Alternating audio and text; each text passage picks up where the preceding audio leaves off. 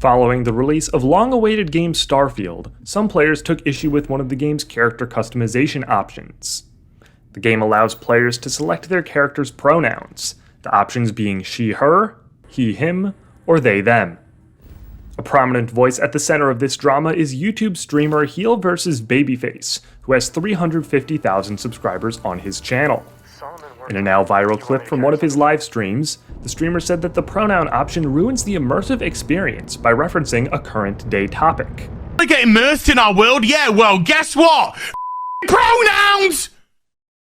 Gender ambiguity!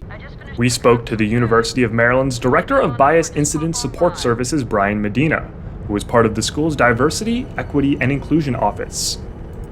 Medina says that having customization features such as pronouns actually improves the immersion instead of ruining it. Talk about immersion, like this is not The Sims where you're playing the exact thing and like creating the character and your avatar of who you are and then just living it out the same way.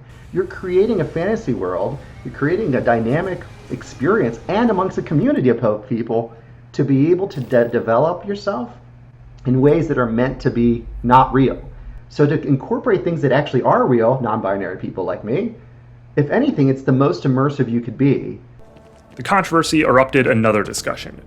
Can players find ways to remove the pronoun feature from the game?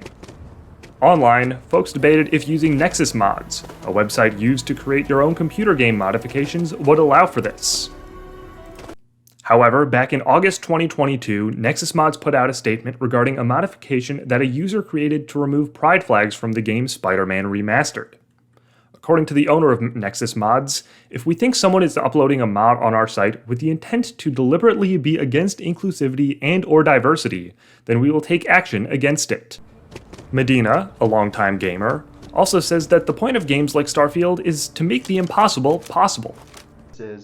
And by going again in this game, Starfield, I would imagine that some of that is being able to encapsulate things that maybe you wouldn't have access to. You're actually broadening access. You're breaking down barriers of physical time and space to be able to go to solar systems that may or may not exist, but that allow you some opportunities to explore something new that you wouldn't otherwise have access to. Why would we then deny access to people of certain genders or races or ethnicities based on their identities to not show up in that space too?